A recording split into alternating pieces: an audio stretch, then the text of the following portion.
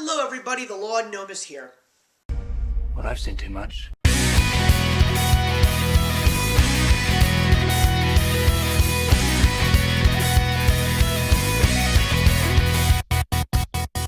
So today we're going to be talking about a very interesting film.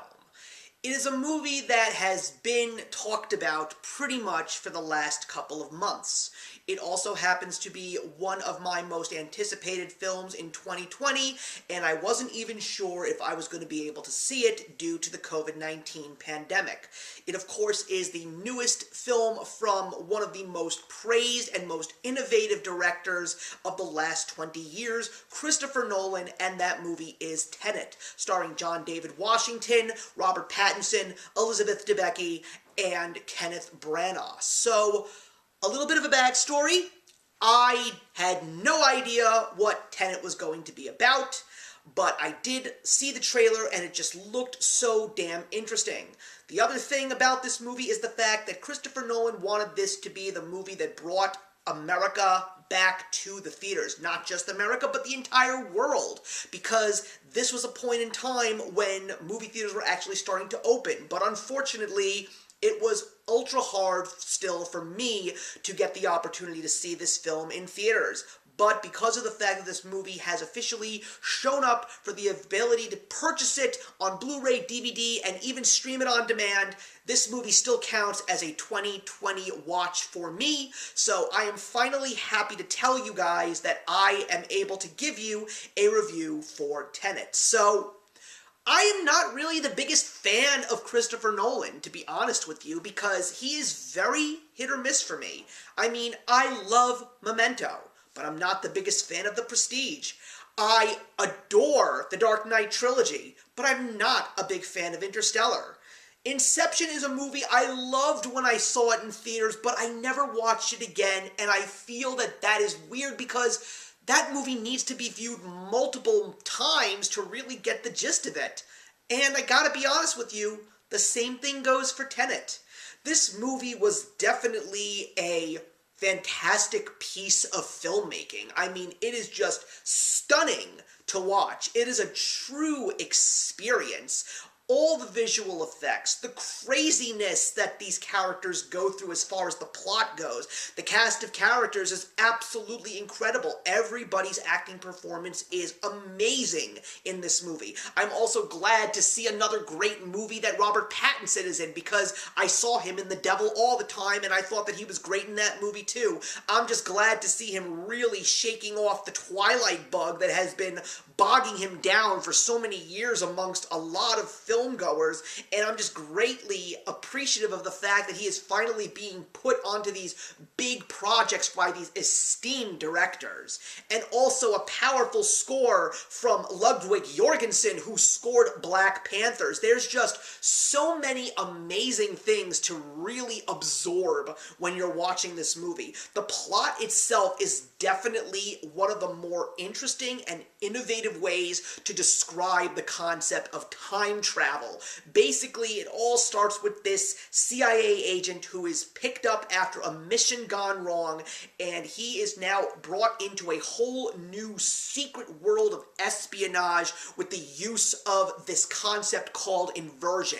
There is a way that the future is transporting things into the past, and basically they're all moving backwards, and people who are moving forwards have the ability to use these kinds of technologies for the sake of carrying out their missions. And through this, he meets up with a team including Neil, who is played by Robert Pattinson, and the mission in regards to taking down the person who is trying to use this concept of inversion for his own selfish will. By the way, there's also another Harry Potter cast member in this film. Did you find her? Let me know in the comments below if you did. I was quite impressed to see her. But even though this movie has so many amazing things to see, I mean, the whole idea of seeing the concept of inversion in this film is just beautiful. I mean, we saw a little bit of this style of movement in Inception. I definitely think so. So the fact that we really got to see this in full force is absolutely amazing. But wow, there's a lot to take in regards to this movie, and I don't really feel like it was the best movie that I've seen this year. Even though there are so many great things in it, the plot is just something that you cannot absorb and understand in just one watch. That's all that I'm going to say. I mean, I think I understood it, but all I know is that when I finished watching that movie, I said, I think I have to watch this again. Not because of the fact that I loved this movie, but just for the sake that in order for me to truly know if I love or hate this movie, it has to be seen, I would say, at least 5 times. I don't know if I'm going to have the time for that myself, but that's the same way that I've actually felt recently about Inception, and I actually had the ability to watch Inception again for the first time since I've seen it in theaters a decade ago. But I feel that because of the fact that the story itself, you just really have to give this film extra attention and multiple viewings. There were points in time where I actually had to rewind the film and just watch everything just to make sure I didn't miss anything. I think that's one of the only advantages that I had in regards to watching this movie in my own home rather than actually seeing it in theaters, because I don't really know how I would have felt about it just seeing it in theaters, minus all of the visuals that are absolutely stunning, because it's just that complex. I mean, if you thought Inception was hard to understand, basically take the concept and the plot of Inception, put it in Tenet, and crank it up to 11.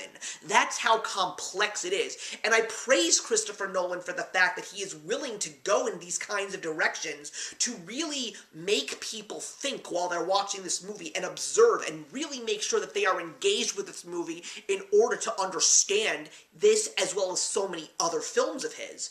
But it is still a very well-done movie. I mean, I'm sure that this film is going to get multiple Oscar nominations, definitely in the area of sound and editing and cinematography and visual effects, though I wouldn't be surprised if it gets nominated for Best Score as well.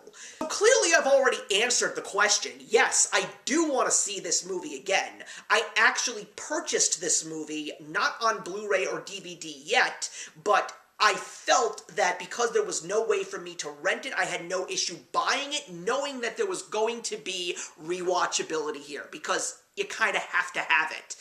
The only thing I want to add is the fact that I wish I could have seen this movie on the big screen. I really, really wish. And that's also based on the controversy that this movie has been dealing with. Christopher Nolan is pissed off about the fact that his movie did not make the money he truly believes that it deserved, and because of the fact that he wanted his film to be the comeback for movie theaters, now Warner Brothers made the decision to not only release movies in theaters, but at the same day, for a limited amount of time, put them on HBO Max.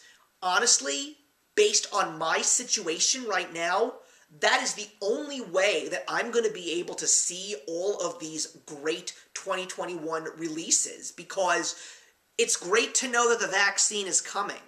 But unfortunately, I'm pretty certain that I will not be vaccinated until somewhere between June or even September at the latest. And basically, you've thrown the entire 2021 year of movies down the toilet because we haven't reached that critical mass that the politicians are constantly saying. And also, Christopher Nolan is not perfect. Christopher Nolan's movies are hit or miss with so many different people. I mean, I feel that if Soul was put into movie theaters, unfortunately it's now being moved to Disney+, Wonder Woman, I know that if movie theaters are open in certain places, people will go and see it, but for people like me, I have to stream it. There's no way that I'm going to be able to go to a movie theater and see this movie. And that was the situation with Tenet. There was no way that I was going to be able to see it because it was just far too complicated with the current situation. Now the second wave has just made things even worse. And people who were able to go see movies and were able to go see Tenet, not everybody's a fan of Christopher Nolan. Not everyone is a fan of science fiction of this magnitude. So, you really had to, for the true comeback of movie theaters, give a truly universal accepted film. Tenet, unfortunately, is not one of them. But I'm glad that I finally got the opportunity to see it because it was one of my most anticipated films. It would have been so much better on the big screen. But quite frankly, I'm just going to be giving this movie a 2.5 stars out of 4, only because of the fact that I'm literally stuck in the middle right now. It's not a bad movie. It really isn't. There is a great deal of amazing things to take away from this film, but I just need to get an understanding. That is the problem with Christopher Nolan, and that is why I'm not his biggest fan. If you like these kinds of movies, see it. Regardless of how you see it, just see it. And that's where I'm going to leave it, everybody. Thank you very much for watching, everybody. Those are my thoughts on Tenet. And I'd like to hear yours, so please put them in the box below, and I will see you in the next one.